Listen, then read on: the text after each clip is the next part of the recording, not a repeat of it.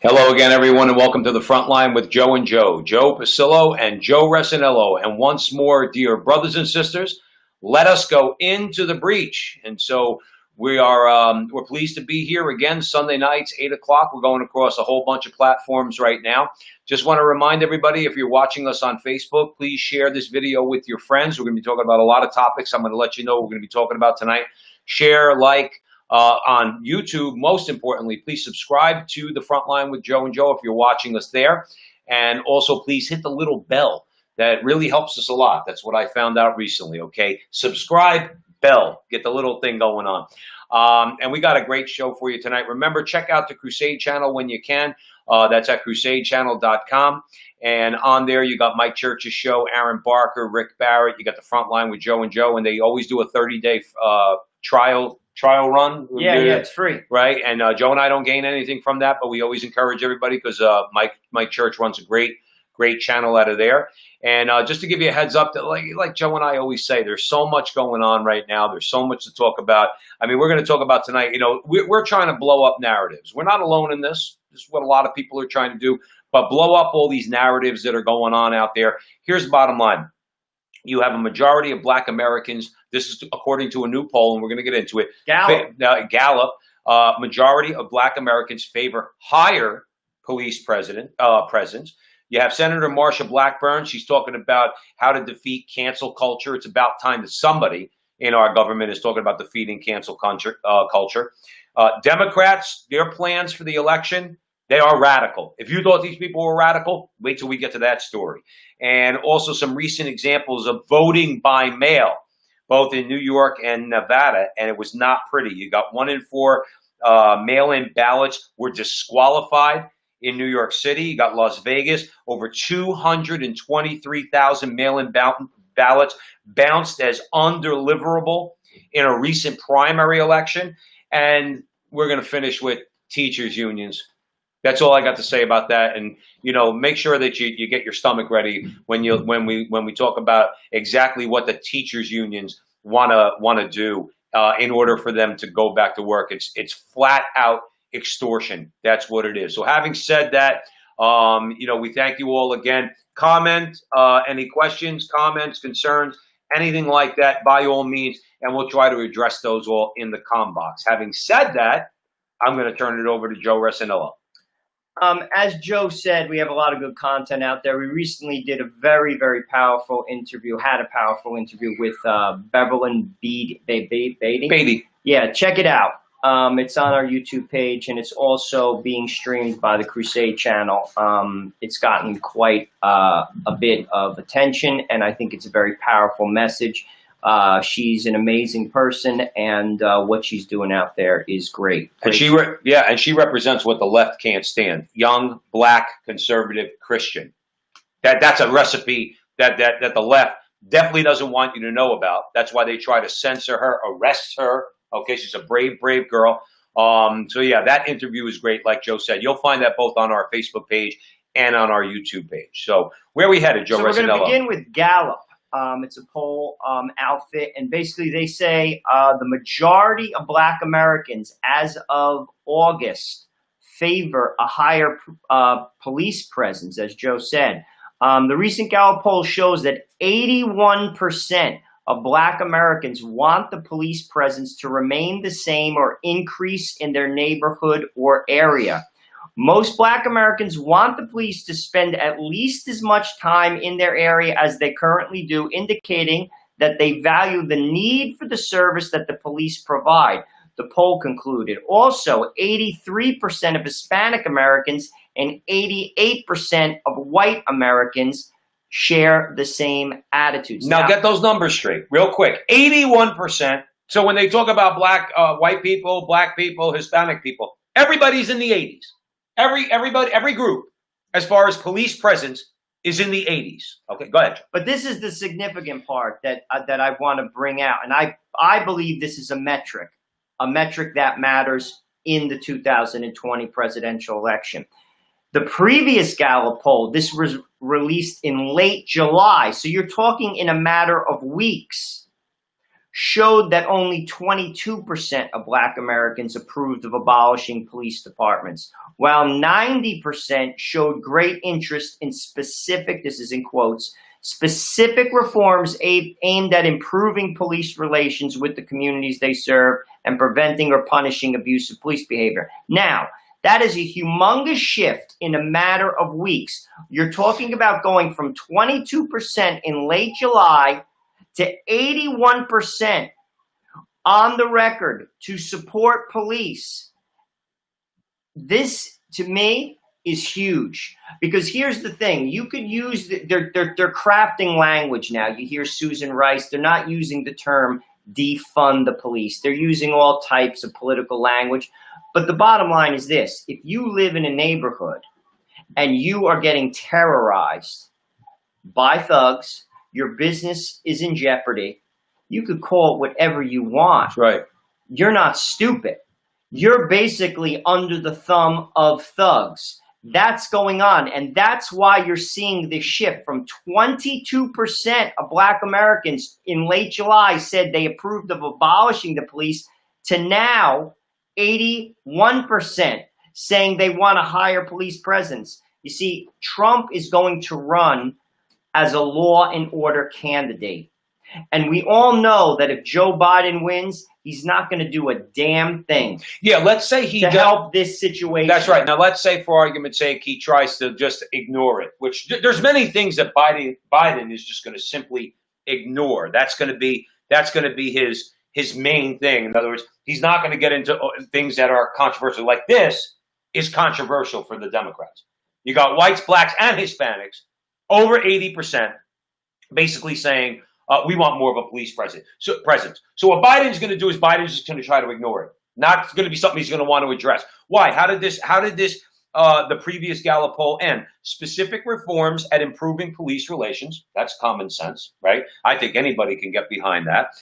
With the communities they serve, and preventing or punishing abusive police behavior. Just like most normal people looked at Derek Chauvin with his knee on George Floyd's neck and said, no, you could say it however you want, police tactics and things they have to do. Most people of goodwill looked at that and said, absolutely not. That's not necessary. You don't have to do that. That's what they're saying as far as reforms are concerned. But for the Black community at 81% to say, we want more cops, what is that telling you? What is that telling you about the agitators? Okay, they don't want more cops because they're criminals. That's what they did. In other words, look at. You think that, let's say, for example, it's Seattle or in Portland or in any of these cities, when you burned out a business, what were they, all white people? The white people owned businesses that you burned down? No, they're African Americans. They're Hispanics. Didn't we cover the gentleman who owns the Cuban restaurant? I forgot what town that was. That was in Louisville, Kentucky. Louisville, Kentucky. Owns a Cuban restaurant. Right? Came across shark-infested waters to get from Cuba to America, wants to live his life, all right? And what are they doing? They're going to, and he's black Cuban family, okay? So they got dark skin too, all right? I'm Black Lives Matter. They count too, even though they're Cuban, okay? They're Black Cubans. Those people are saying, I think we need more cops. I think we need more cops. Or at least we want the same level of presence of cops in our neighborhoods. Why? Because we say it all the time because it's a common sense thing. See, remember on the walls, PhDs in common sense, because who's getting hurt without cops? The minority communities. That's right. And here's the thing. You could call it, like I said, whatever you want. This is going to basically result in votes, because Trump is going to campaign as the law and order candidate. He's going to denounce this behavior. The Democrats are going to try to use language. They're going to say, I'm not for defunding the police. I'm for rethinking the police. Reimagining. Right. They're going to use all types of language to couch it. I'm for reallocating resources from one community to the next. Right. But meanwhile, if you have a business in the Bronx, you have a business in Harlem, in the south side of Chicago, in Camden, New Jersey, in Newark, New Jersey, in Philadelphia, West Philadelphia, at the end of the day, your business is in danger, your investment is in danger, Yes. your family is in danger, and them calling things, Susan Rice saying we're going to rethink the police doesn't help you. No, it doesn't. And by the way, that doesn't help Joe Biden. Well, and this is a good thing. While Gornai's joining us, Paul, Dan, FX2PY says, is this live? You're damn right we're live, FX. We're live. So any questions you have, you can shoot them in there. And our good friend Barbara from Wisconsin, hello from Wisconsin. Hello from New Jersey, Barbara. So yeah, so it's exactly right. And this is one of those things where you have a cognitively disabled man in Joe Biden is not going to be able to deal with these questions. This goes back to the question of debates. Why is he not going to want to have a debate? Because Trump's going to point this out. Has nothing to do with Trump's tax returns. Okay, or they want fact checkers. How about these facts, Joe Lockhart? These facts are no good. 81%. This is Gallup. This isn't some right-wing organization. This is Gallup saying this. They don't want Biden on stage because under ordinary circumstances, the Democrats not going to be able to. Any Democrat, well, they're all on the left right now, on the way on the left. But any Democrat who has their cognitive abilities isn't going to be able to deal with this issue. It'll be very hard for them. With Joe Biden, it's going to be a nightmare, so you know what a disaster. We were talking. My wife and I were talking about it today. You see, with some of these issues, Biden has to walk a very tight line because he's damned if he does, and if he's damned if he doesn't. If he basically communicates a message that says, "I am a law and order president," he will lose a swath of the Democratic voting bloc. They won't vote for him. Correct. They won't vote for him. And if on the flip side, if he communicates a message that basically says, I'm what's it called? I'm for the police. Or well, not no. Police, the opposite. Like the opposite. I'm for law and order. I'm for defunding the police. Then that 81% kicks in, and then you don't get that vote. You see, it's that's why like his sharpness is very key because it's a tight walk. He has to be, it's almost like a lawyer. He has to couch his words so very carefully. And if he doesn't, and I'll be honest with you, I think Joe Biden is prone to just lie or jump. Right. You know, right. sometimes Remember, he says things. You're absolutely right. And all he has to do, a couple of those gaps cost him tons of votes because the Bernie people, which he needs, that segment of the voting percent population, if he doesn't basically relate to them, and they're all about defunding the police, that's the Antifa crowd, that's the radical left. Yeah. If he basically comes across as soft on this, he's not getting their vote. That's right. And then you got to worry about the people in the. You don't get the black community, right? Well, the black community is already in jeopardy as far as historical percentages of the black community that vote Democrat. That's in jeopardy right now. We covered that with Bevel and Beatty in our interview. Okay. Bottom line is this: when this fine line that you're talking about, nothing makes me happier. I'm not going to speak for my brother Joe. Nothing makes me happier when the left has to squirm. And on this issue, politically speaking, they must squirm. They're not going to be allowed to do it because Trump, if there is a debate, right now there's a debate, whether or not there's going to be a debate. If there's a debate, it's not going to be all friendly. It's not going to be, oh, we'll only debate if we get like people like Candy Crowley, like remember in 2012, we know, and people like that. We're only going to debate if we get our people. No, it's not going to, then there won't be any debates. But any debate where there's going to be objective reporters and journalists asking these questions are going to get into this issue. Biden's not going to go which way to go because the party doesn't know which way to go. Well, real quick, we haven't mentioned them in a few months. Kyle Jurek and Matthew Weisgerber, they represent the Bernie wing of the party. They're the ones who said we're going to burn down Milwaukee. Sorry, fellas, you're not even going to have a convention in Milwaukee because your party has caved into the COVID madness. Okay, but they're the ones who said they want to burn down Wisconsin. Biden comes out and says, well, you know what? We kind of, we do need cops and all that and tries to skirt that issue. Those guys are going to want to burn him down. By the way, that's 35% of the Democratic base is Bernie Sanders followers. 35%. That's why Biden has gone so far left. He has to appease them. But, you bring up the debate, and this is another conversation I was having with my wife this morning after Mass. Basically, he's, again, damned if he does or he's damned if he doesn't. if he shows up for this debate, I'll be honest with you. I don't think he's sharp enough to walk the fine line on these issues. Joe Biden sometimes just lies off the top of his head. I'll use a perfect example. He'll be like, "You're for third trimester abortions." No, I'm not. All of a sudden, the what's it called? The abortion people don't like him. Right. I'm for defunding. You're for defunding the police. No, I'm not. You're in trouble. Now, say he doesn't go to the debates.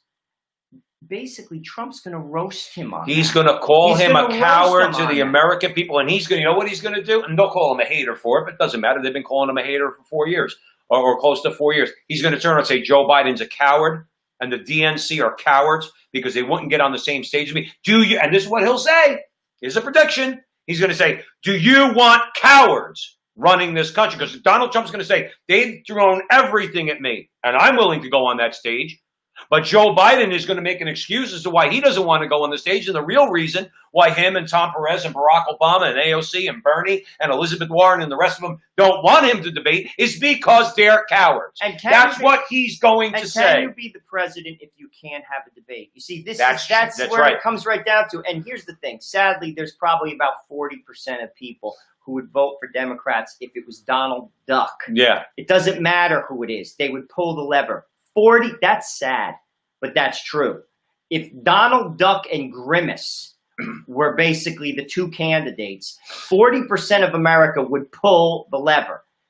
But that 10% is who determines the president. That's right. And there are people who are independent, and there are people who are objective Democrats. And when you see something like this where a man says, "I'm not going to debate," or basically walks these lines poorly, Joe Biden's in trouble. He's in and trouble. I'll tell you this, it wouldn't shock me completely, Joe, I'll be truthful with you, if they don't nominate him. I'm going to be honest with Is you. the process over yet? No. You see, the nominating process is over. Now, here's where they're in trouble, though. Who gets nominated? Bernie Sanders. They already made that deal. Took him out because they knew he can't win. But the thing is, I'll be truthful with you. I think he is a time bomb, and they're basically pulling. What did Muhammad Ali? It was like the rope-a-dope. Rope-a-dope, yeah. He's basically playing that game right now. Basically, in their mind, is hide him. The less he says, the better. Right. But it's now do or die. He's got to show, and I'll be truthful with you. I don't think he's going to do well. Do you ever remember when we were kids, we played baseball, right? And there was always the one kid, and I'm not criticizing because I was not a good athlete ever in my life, okay? And I was the worst wrestler Seton Hall Prep ever saw. I stuck it out, but I was pretty bad. You know what? I'll use that as an example. I was the guy that when I went on the mat, the coach really hoped I would do well, but he knew in his heart of hearts I was getting pinned. He knew it. He encouraged me. He knew, especially sophomore and junior year, I go out on the mat, I'm getting pinned. There's always that guy. They know sending Biden. Biden is, as one person said, and probably many people have said, he's the gift that keeps on giving, at least as far as Republicans. On any given day, in any venue, under any circumstance, you put Biden out there, you know he's getting pinned. And what I mean by that is, you know he's going to say something they're going to have to cover up. He is and again, he did this many times in his career before he started losing his marbles. Now that he's losing his marbles, it gets even worse. And while you're at the front line with Joe and Joe Pasillo, Joe Resinello, we're going across 15 different platforms right now, thanks to Jonathan Ross up at Holy Faith Media. And we are on YouTube. We are on Facebook. Please like, subscribe, share, do all that fun stuff. Joe, before you make your point, I want to point out, I haven't seen Julie before. Hi, Julie. How are you? She says, here's a question. You want to jump into this one? Do you think Biden draws any Catholic vote? How can he claim to be Catholic when he supports abortion? Julie, that's a question that's right up our alley. It's funny, Julie, because we're going to cover that tomorrow on the Crusade channel. Look it up. Catholic Vote, the organization, is calling Joe Biden to denounce the desecration of statues and churches across America, and he has not. And that was, I think, a very shrewd maneuver by Catholic Vote. Mm-hmm. Frankly, I think that will come up in the debate, too. Mm-hmm. Another thing that he's going to look very bad in and on that position. I'll be truthful with you. I actually would not be surprised if they back him out. At this point, because I just think he's a bad candidate. But the thing is, Joe, they have to be working behind the scenes right now to try to find someone. But who are they going to find when that person was not on that debate stage in the Democrat primaries? There was not one. And please, all you good people out there, we love you to death. Please don't say Tulsi Gabbard was a moderate. She's not a moderate. She's a liberal. She's pro-abortion, pro-gay marriage, pro-taxes, pro-Green Deal. She's pro the whole thing. Okay, maybe moderate when you talk about, let's say, when you moderate from the position of the party, you're still on the extreme left, even if you moderate a little. If you think abortion's okay up to the end of the second trimester, you're still an extremist. So where's the moderate that they claimed Biden was, that they're going to put out there? Because we haven't seen that person. We have not. Who's it, Tim Ryan? You know, like guys like that, or some of the others that might have been moderate, but they didn't gain any traction. The party doesn't like them. Matthew Weisgerber and Kyle Jurek, Bernie people, they're not going to support people like that. Well, they're in trouble. I mean, I'll be truthful, and I still think he would be a loser, but I even think Cuomo would be better. He will lose. He would lose, but I think he would be better because at least he could stand on his own 2 feet. But all Trump has to do, okay, about the abortion bill, but also and see everybody but also clapping. the nursing homes And the nursing home. He's going to say, you sent people. You're going to say, I did a bad job on COVID. You sent COVID people who were infected with COVID into the nursing homes. While Barbara says, I follow Catholic Vote. Catholic Vote's a good resource. I wanted to mention a good friend Bill's here with us. Everyone has a plan until you get punched in the face. I guess that's a Mike Tyson quote. Bill Latirio says that. You want to know what, Bill? That's right. And the Democrats have a plan. You know who keeps punching them in the face? Joe Biden. Joe Biden keeps punching. That's why Joe's mentioning. Yeah. Now, the other question is, are they going to pull out? Then, in other words, are they going to pull him out after he's nominated? Because we've said this before on the show.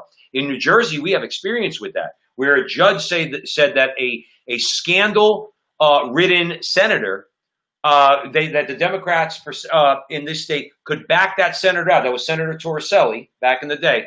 Could back him out, and they could replace him.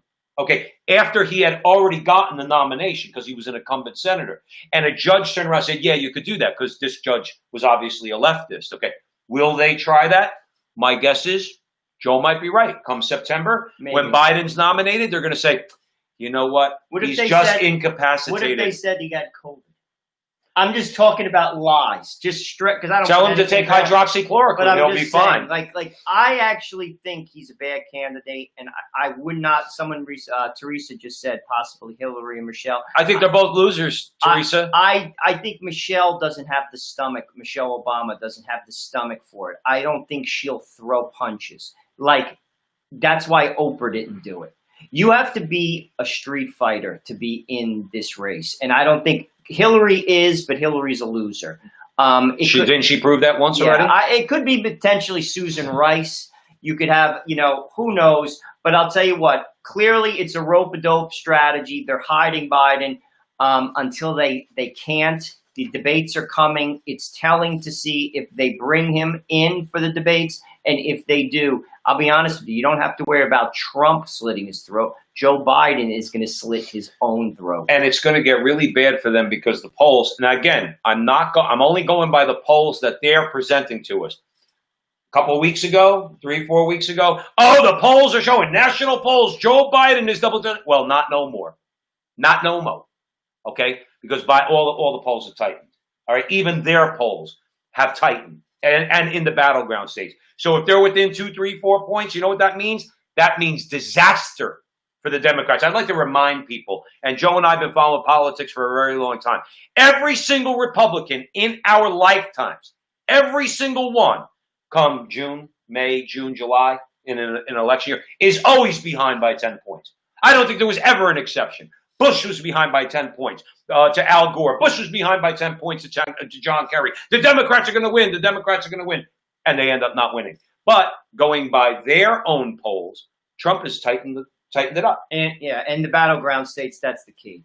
Right. And the thing is, the Democrats are crapping in their collective pants. And again, nothing makes Joe and I happier when the Democrats don't know what to do. Let's hope we have enough judges in place that they're not going to allow them to get away with the things that they would like to do. But you're at the front line with Joe and Joe Pasillo and Joe Resinello. We are way into the breach on not only Facebook Live, YouTube Live, and a whole bunch of other platforms right now. We have an active box right now.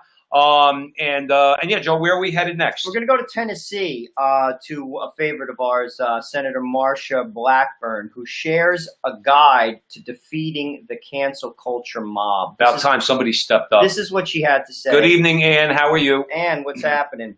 Senator Blackburn leaned into the culture war. Love it. She published an op-ed condemning the cancel culture that has gained so much steam in the recent months.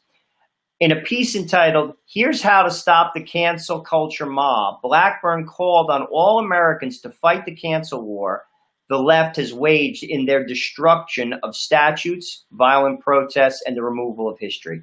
Blackburn provided the illuminating example. Check this out. This is just sick. I can't even believe this. I can't believe it's America. I can't Exactly. believe we're talking about this in America. But get this. Blackburn provided an example of a strategy that recently took place in Chattanooga, Tennessee, the state that she represents. It's Chauffeur's Smokehouse. Obviously, it's a barbecue place.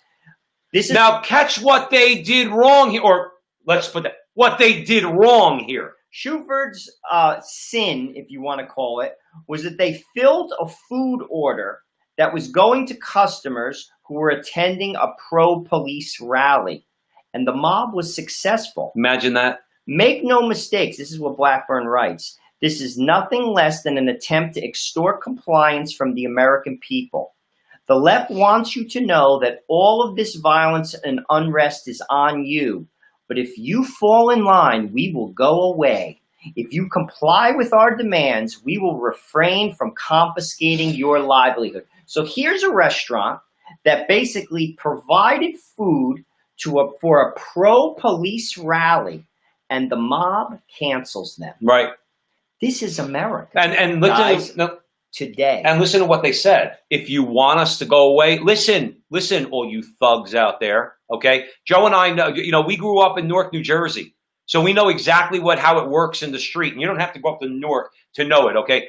When a bully keeps punching you in the face and says, "Do what I say and I'll leave you alone," the bully never leaves you alone. The only time the bully does leave you alone is when you punch him right in his face. That's when the bully leaves you alone.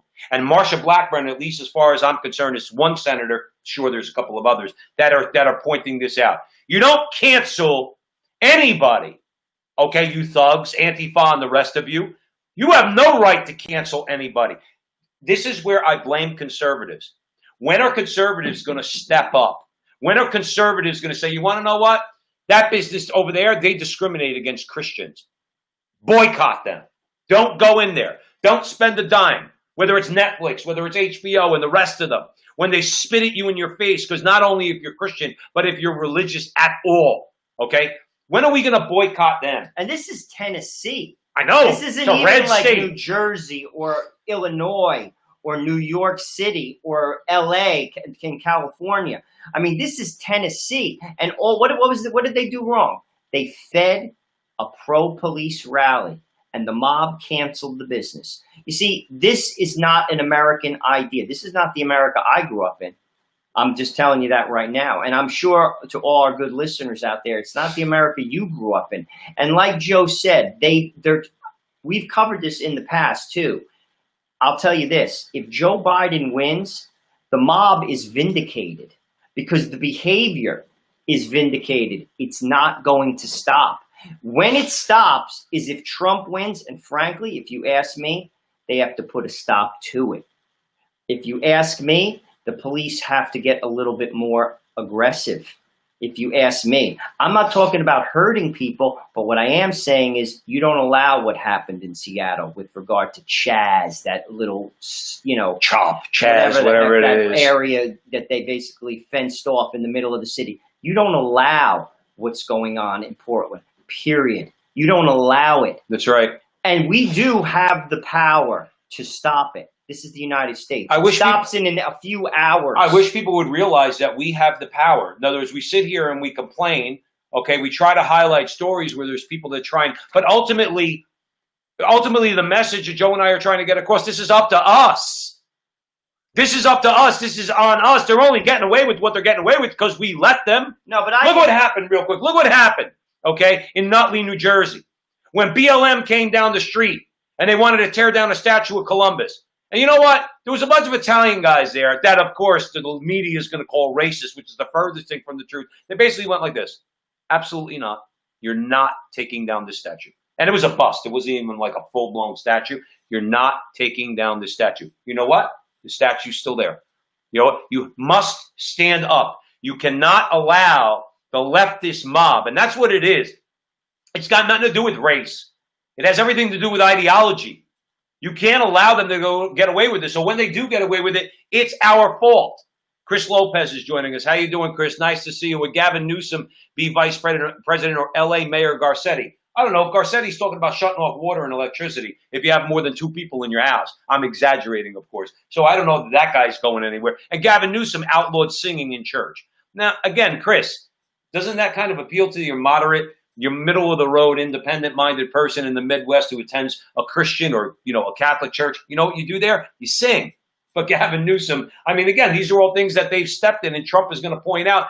If it was Gavin Newsom, Trump will point out, he'll say, that guy banned singing in churches. You want to elect him vice president? I'm just using that as an example.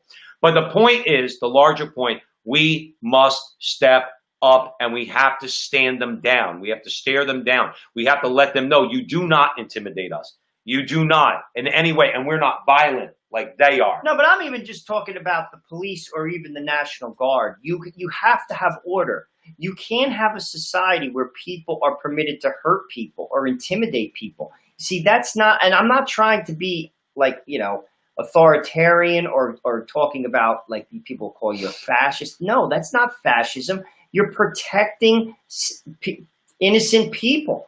There are a lot of people, I'm sure, that area, that CHOP area in Seattle, they wanted nothing to do with that, particularly the businesses in there. These are people that made an investment. They pay taxes to a city. What do part of your taxes go towards? Police protection. You see, there are people that aren't interested in this. We just covered 81% of America, Black America, want a stronger police presence as of right now. Many of those people are living in these neighborhoods, like we just rattled off. So like what I'm saying is this type of behavior has to be put down by the government. And frankly, a lot of these Democratic-run cities, it's gone beyond resistance. You see, resistance is I'm going to fight you through legislation. See, that's resistance. That's American resistance. And I have no problem with right. that. I'm going to be truthful with you. I think it's treason.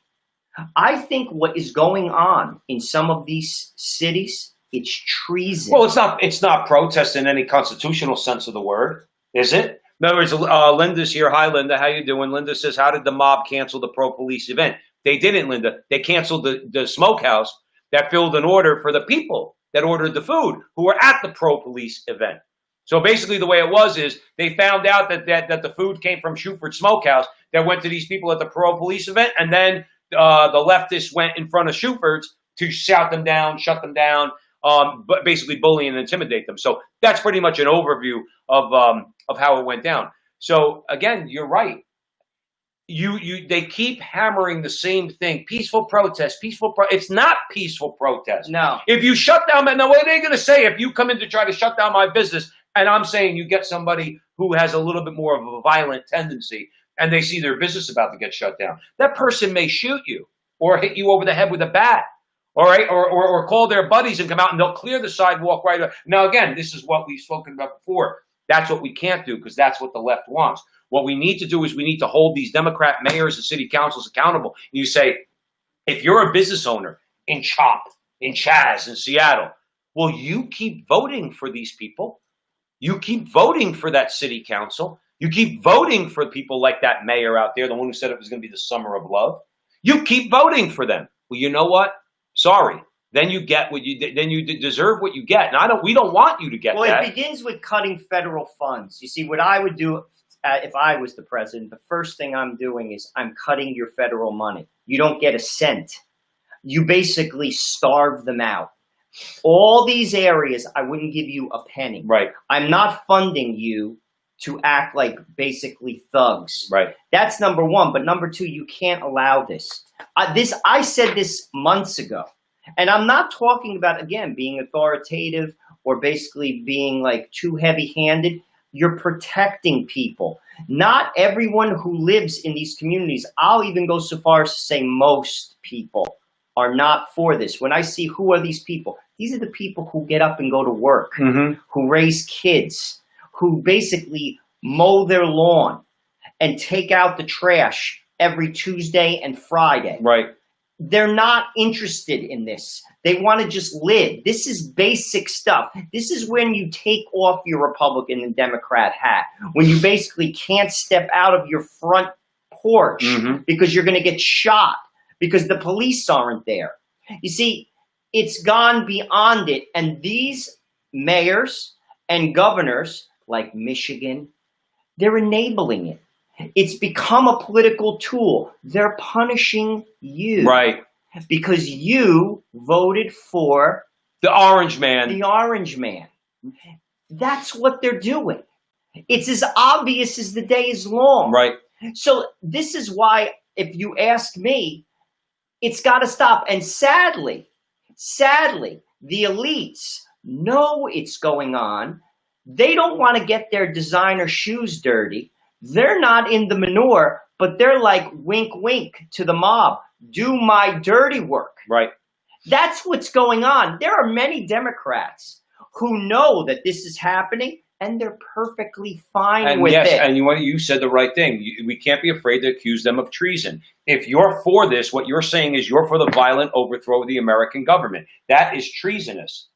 If you want to change things in Washington, you have to elect people to go there and debate and to compromise. And that's changing things. But if you can't get that, no, you don't get to overthrow the government. And if you advocate that, and if you are a traitor, you're a treasonous person. And if you do, then you will bear the full weight and force of this country. And you should. And that's how I look at it. Like, if you want to change things, I'm all for change if it's done through the process legally.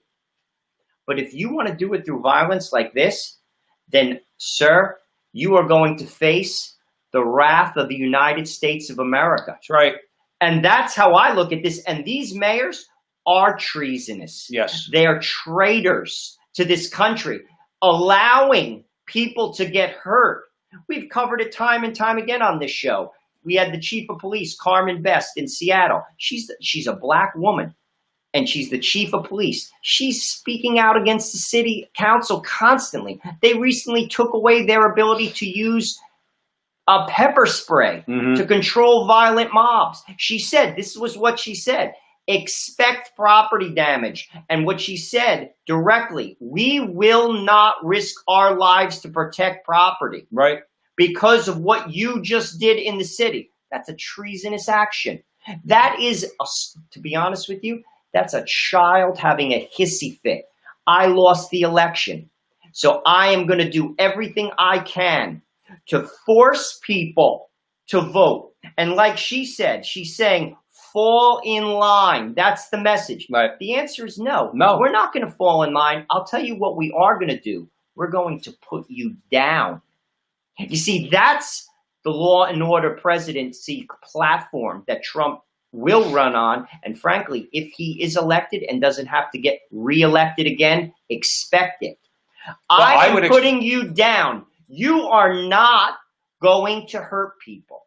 You're not allowed to. I will not permit it. Right.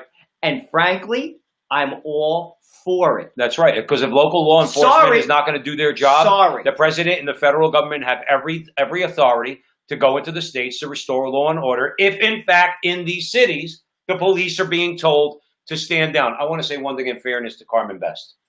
Carmen Best was, I think, reacting to the actions of the city government. When they took away the ability for the cops to defend themselves with, let's say, pepper spray, that's what prompted her action. Was basically. Now, I'm not agreeing with it. Basically, what she was saying was, if my officers can't protect themselves, then they obviously can't protect you. Again, it's a matter of interpretation. I don't know that you're right or I'm right. That's the way I read it. But anyway, let's move on because we have more. horrendous behavior on the Democrats' part. But let's say hi to a couple friends. Gretel's joining us. Hi, Gretel. And STM says they're all going to prison.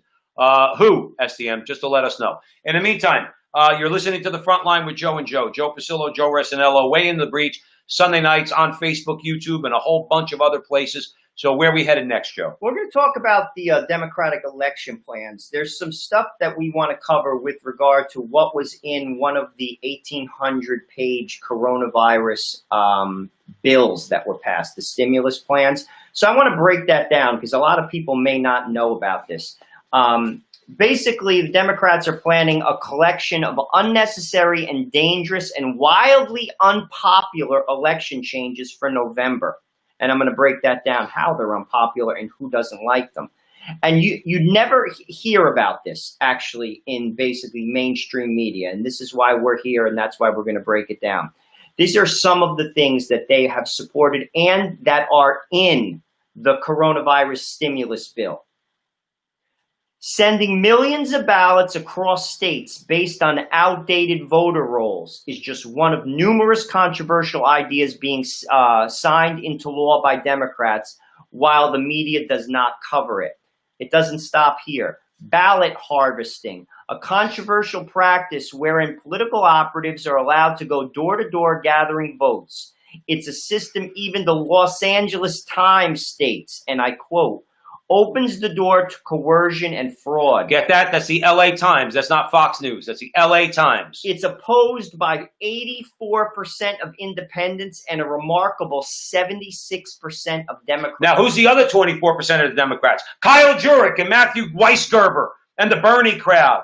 And part of that 24%, of course, is all the elitist leadership in the Democrat Party. Normal Democrats say, absolutely not. Look, everybody knows that dead men vote in elections. Okay, everybody knows that ballots are messed with. Everybody knows that. I wish they would stop with their fake indignation. How could you say that there's voter fraud? Because it's been there since the inception of this country, and the Democrats have mastered it. Yes, the Democrats have mastered it. Okay, particularly in Democrat-run cities. So no, we know what you're up to. What did we talk about earlier? They gotta drag Joe Biden by his gray hair, okay, across the finish line so that his vice president can become president, whoever that is. And the only way they know they could do that is to cheat. That's what they're doing. That's why they want this, because they're going to cheat. And you know who knows that? 76% of Democrats know exactly what I just said is correct. They don't want fraud. Real Americans don't expect to win every time. But what I want is an election that's on the up and up. I'm not saying I'm going to win, but you run the election fairly. They're not prepared to do that. You know why? Because they look at Joe Biden and they go, we're going to have to cheat. We're going to have to cheat. It's the only way this guy's going to win. But also signature verification for mailed-in votes. It's a simple way to test whether the person who filled out the ballot is who he says he is. This safety step is also immensely popular across the political spectrum, with 84% of voters' support requiring signatures to match those on file. Makes perfect sense. This is what I bet you didn't know, because I didn't know it. I'm not just saying you may know it, or I didn't know it. Let me phrase it that way. In their latest 1,800 coronavirus spending bill, Democrats quietly slipped in all three: legalizing of ballot harvesting, removing signature verification, and mandating millions of ballots launched across the nation like in California. Look it up. Yep. You see, I actually think this is another strategy. What I think is, they say Trump isn't going to leave. I think it's the opposite. That's projection. They're hoping that the election is close, and what they're going to do is they're going to hold it in court, and they're going to say it's not valid, and it's going to go on and on and on and on for months. In court, like it happened in 2000, they have to make that determination before January 20th, just like they did with Bush v. Gore.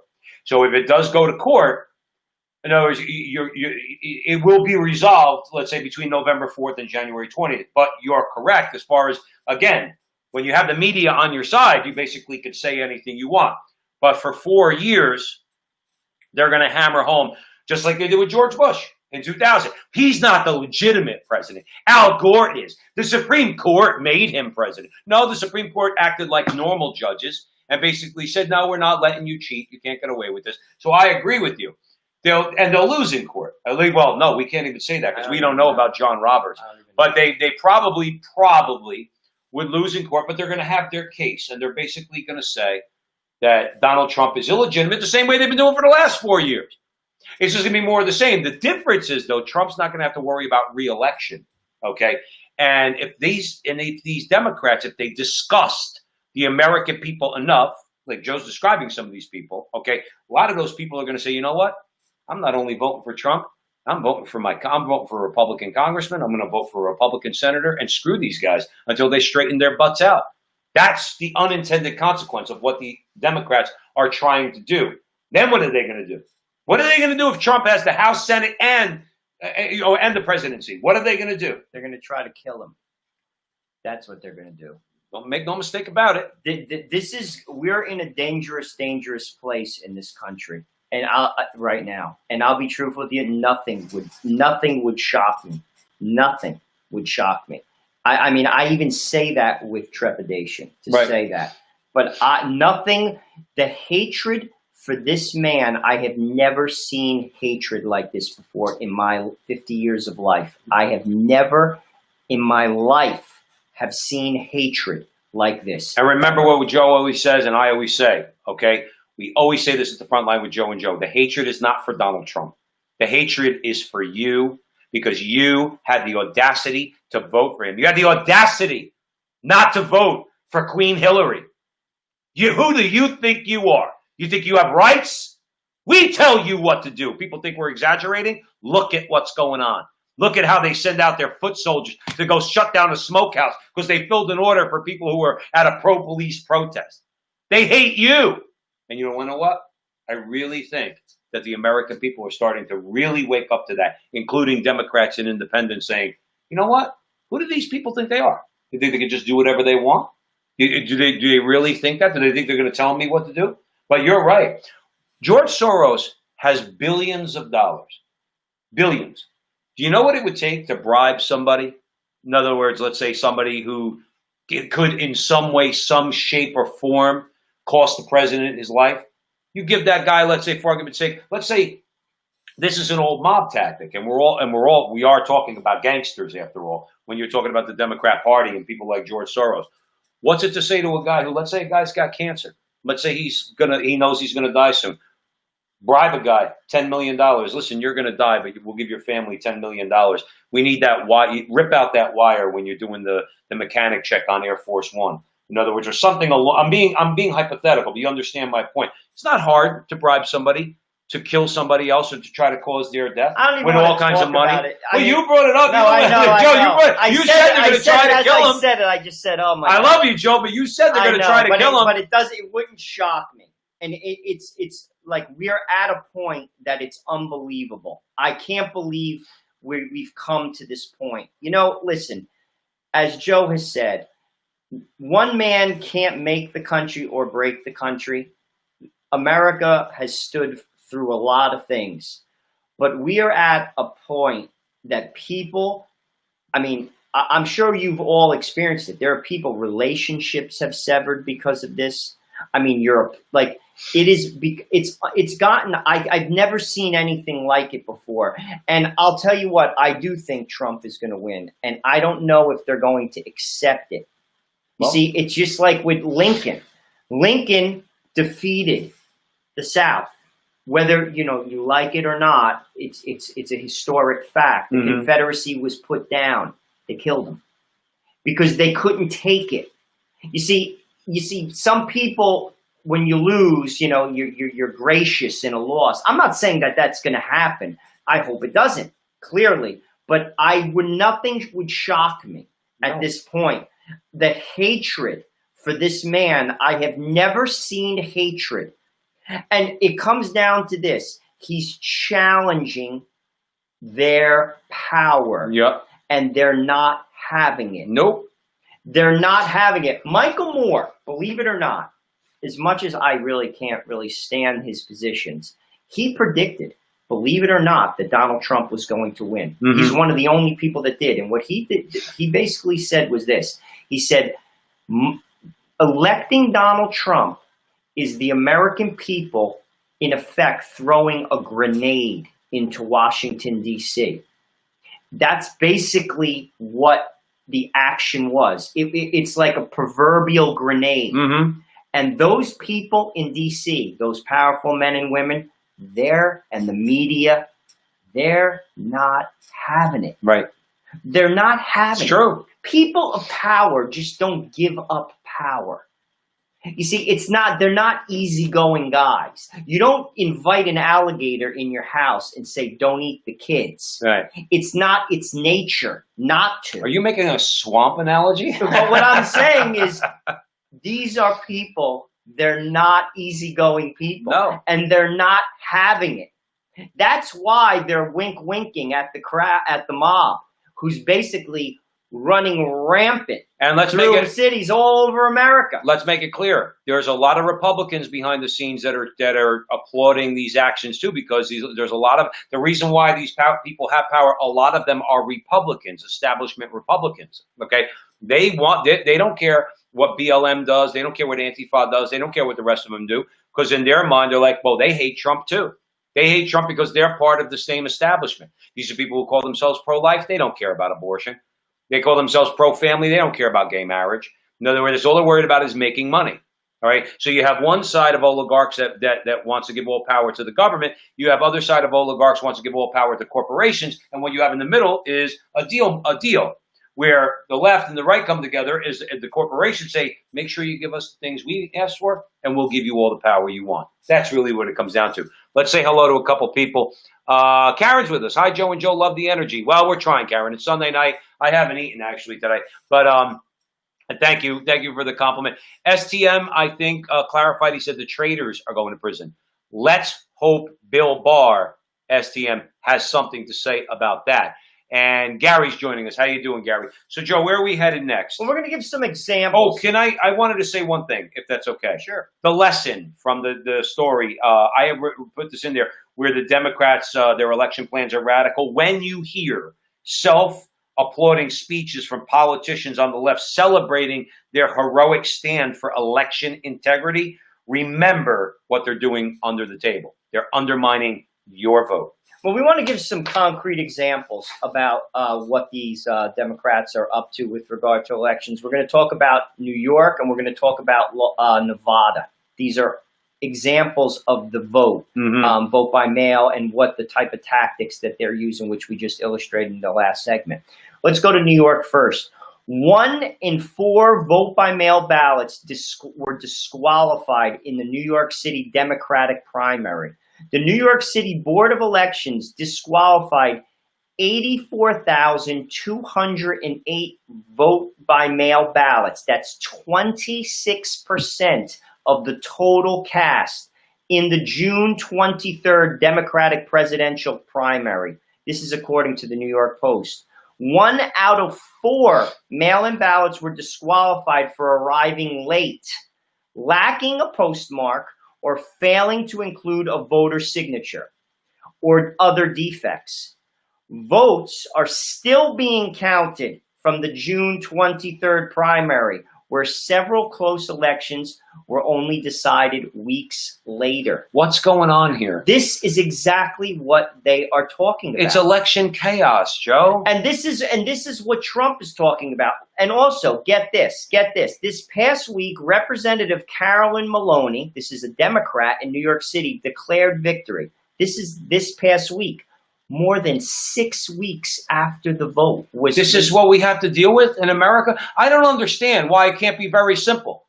The thing that gives you power in America is your right to vote, and it comes with a responsibility, which is you show up on election day with ID, you present your ID, you sign the piece of paper, you go into the booth, and you go and vote. That is not onerous, Joe. No. Not taking away anybody's rights by placing a demand. They do it at the DMV.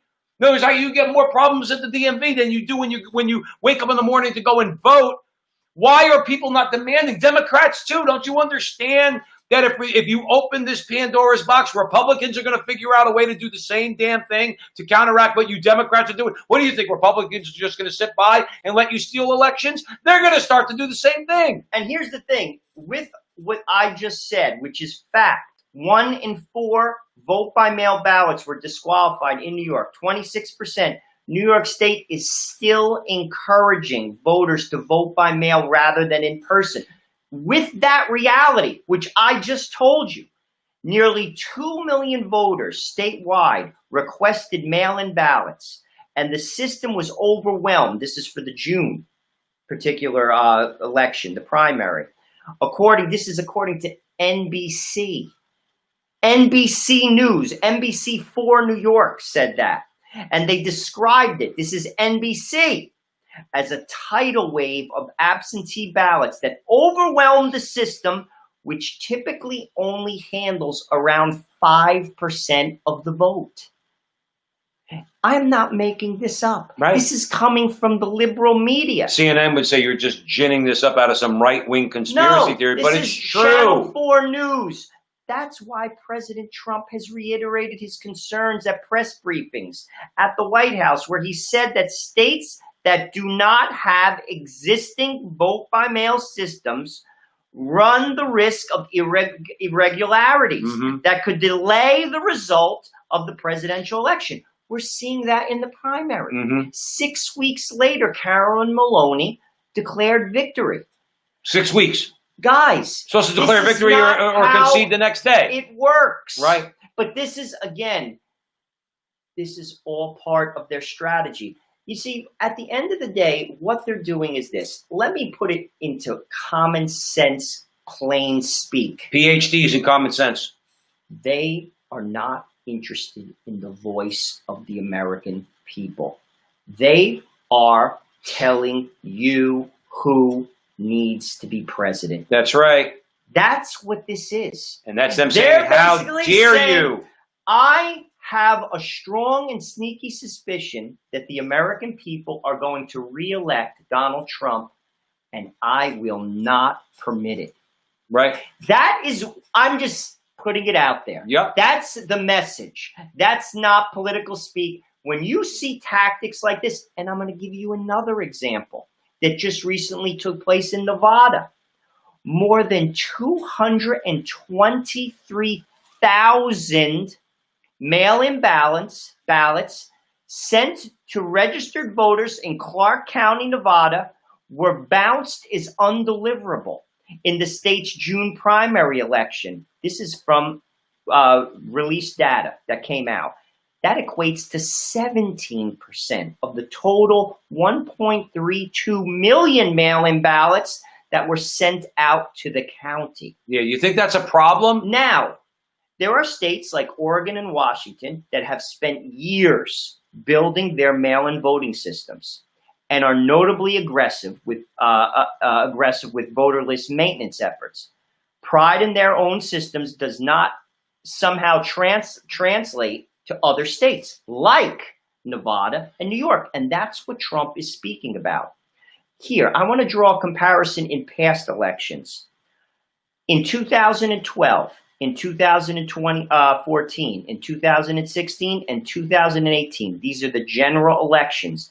The entire state of Nevada, this is across a number of years, recorded only 5,863 mail-in ballots as undeliverable. This past election, 223,000. What does that tell you? That's coming from, again, not a conservative outlet. That's coming from the U.S. Elections Commission. Right. Guys, this is absurd. Right.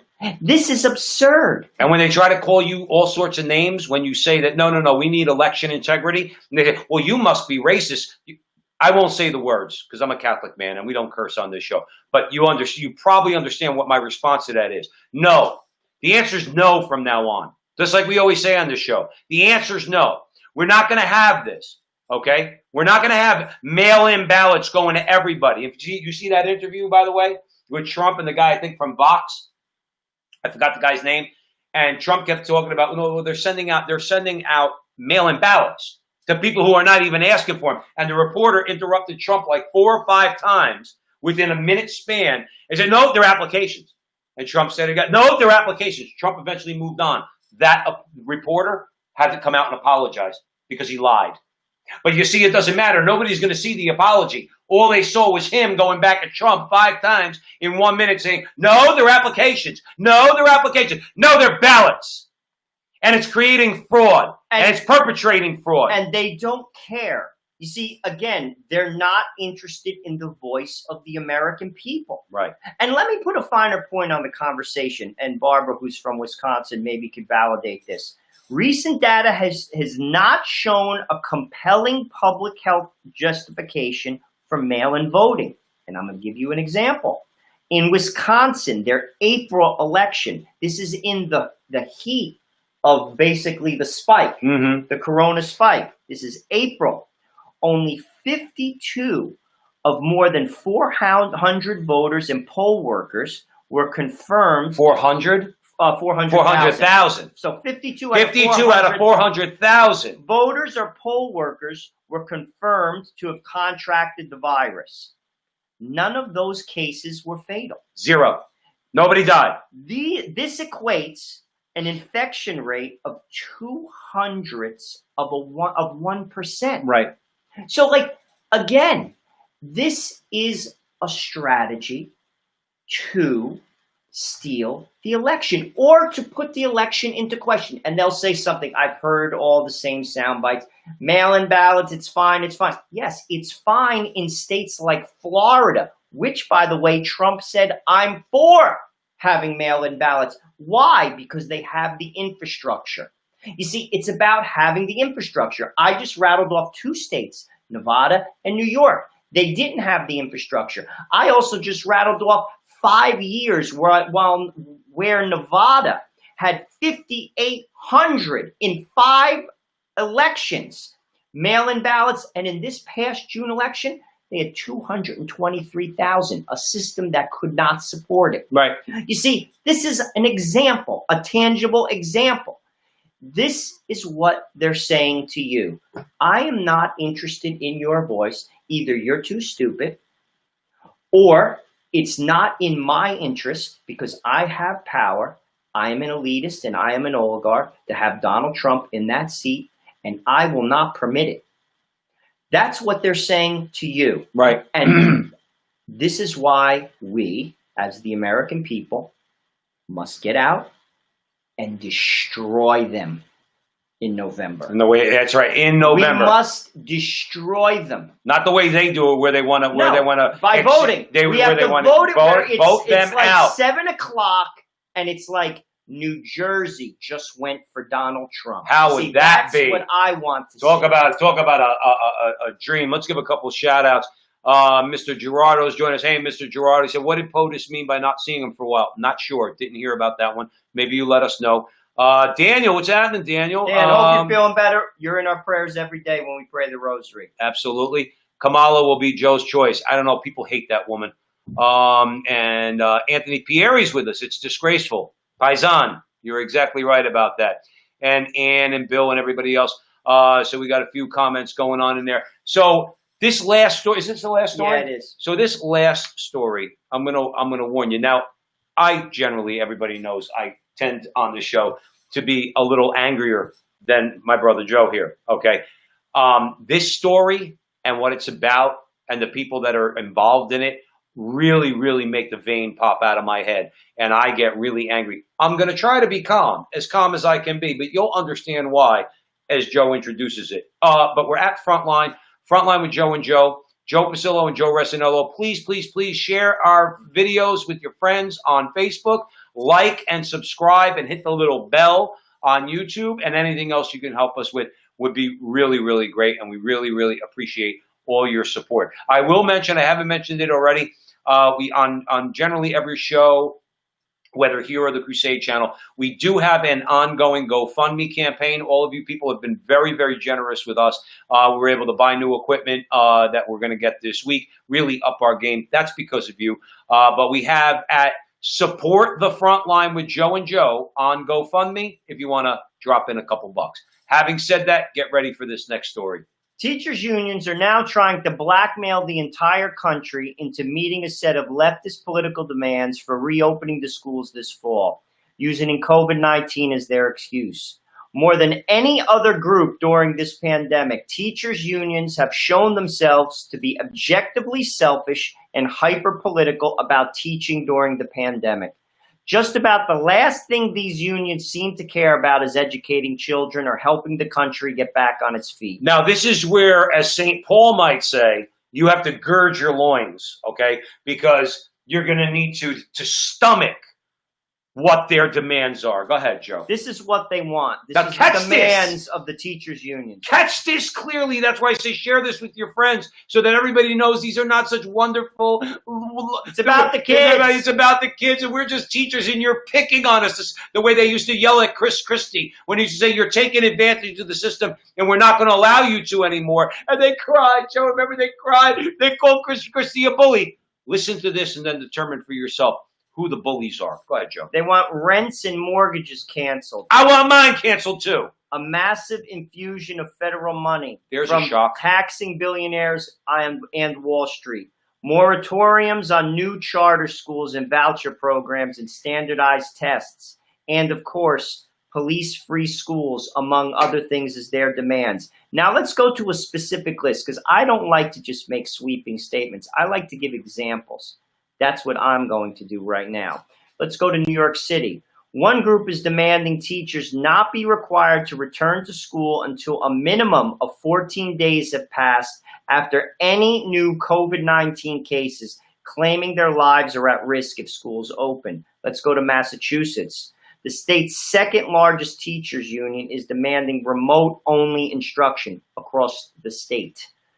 In Austin, Texas, the teachers union has issued a lengthy list of demands, including no in-person instruction until mid-November at least, a guarantee of full pay with no layoffs or furloughs, and all employees having the right to refuse to return to work if they feel unsafe. That, to me, is political blackmail. Sounds like extortion to me, too. I mean, seriously, I mean, at what point do we say, at what point do level-headed Americans of all parties tell the teachers' unions to go F themselves? I say, you don't tell us what to do. You work for us. We put that money in your pocket. We pay your cushy salary, okay? Even though they say, we don't make a lot of money. Yeah, I wish I had a job I could work for 25 years and get 80% pay for the rest of my life. I wish I had a job I didn't have to pay for my health insurance. I wish I had a job I didn't have to pay for my pension. I wish I had that job. And I'm grateful to have a job. I'm grateful to my employer for giving me a job, all right? I show my gratitude by doing my job well.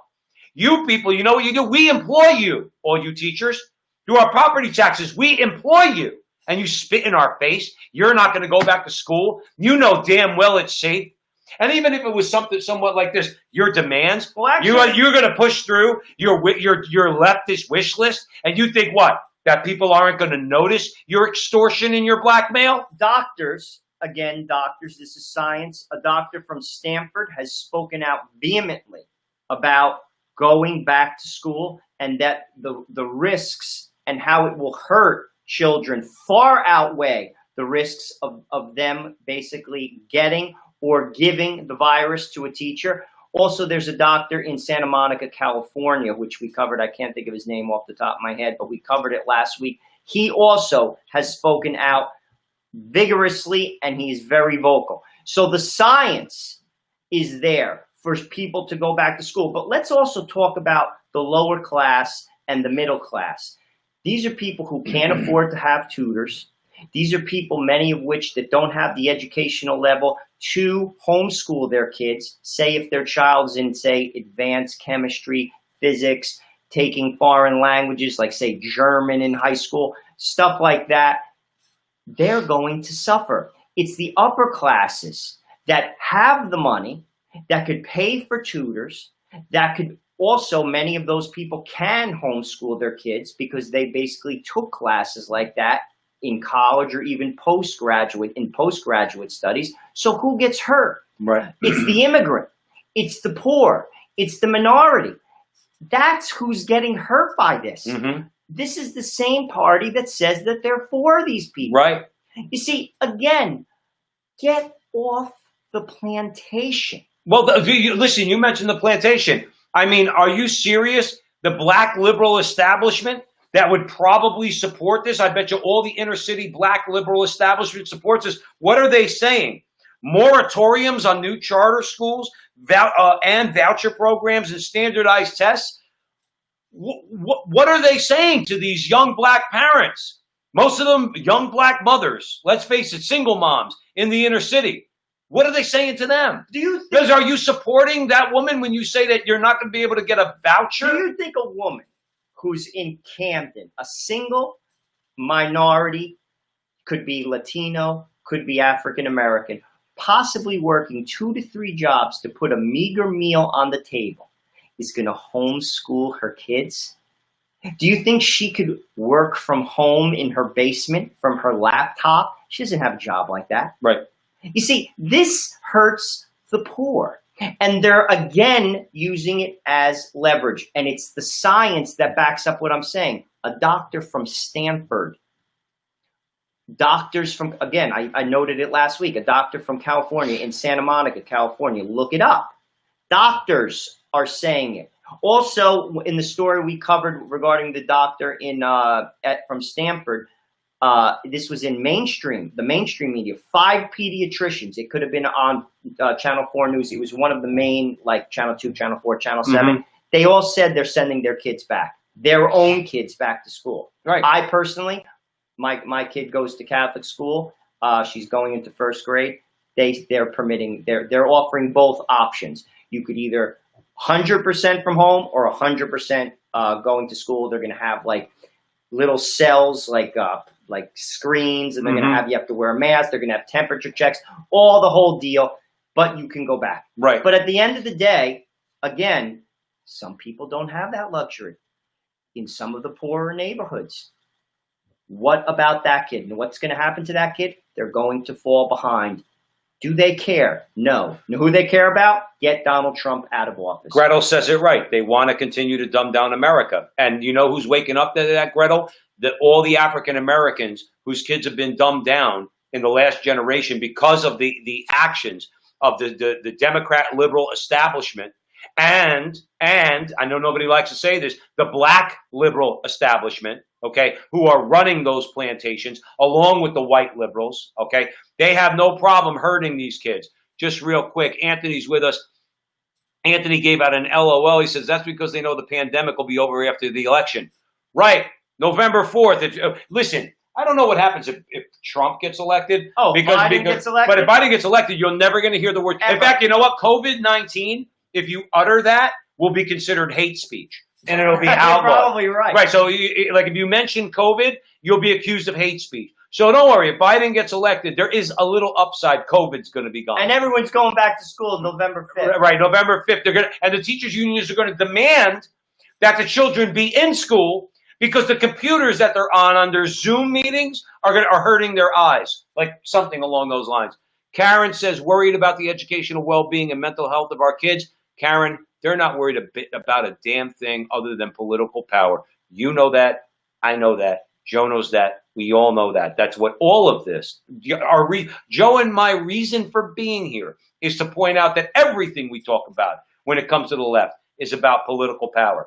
So, I mean, this is where we're at. You got a powerful union who cries like a bunch of little babies every time you say one thing about like their contracts and everything else. They cry. Like literally, I've seen people like this, Joe, so I'm not making up. They cry. Why are you picking on teachers? Why are you picking on us? Why are you picking on our children? Why are you using them for leverage to basically, again, force the hand of the American voter? You see, this is no different than what happened in Tennessee that Senator Blackburn basically brought out. This is the mob. This is leverage. They're using leverage. They're punishing you for voting for the orange man, and they're trying to intimidate you to not vote for him again. This is not an American practice. This is violence against the American people. They're hurting our kids. They're using our kids. Why? Because they want power.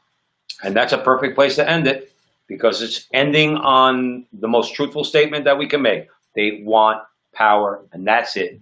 So we want to thank you for joining us at the front line with Joe and Joe Pasillo and Joe Resinello, and we went across Facebook, YouTube, and a whole bunch of platforms tonight. Please share our videos with your friends.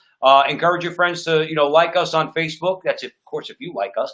YouTube, you could subscribe. Hit the little bell. We're building up we only started our YouTube page about a month ago. And, so we're building it up from there. So it'd be a real big help if you subscribe and hit the little bell. And our GoFundMe campaign is Support the Frontline with Joe and Joe on GoFundMe if you want to drop in a couple bucks. And until next week, remember that our conversation is your conversation. And that conversation, it's going on everywhere. We'll see you next time. Thank you for listening.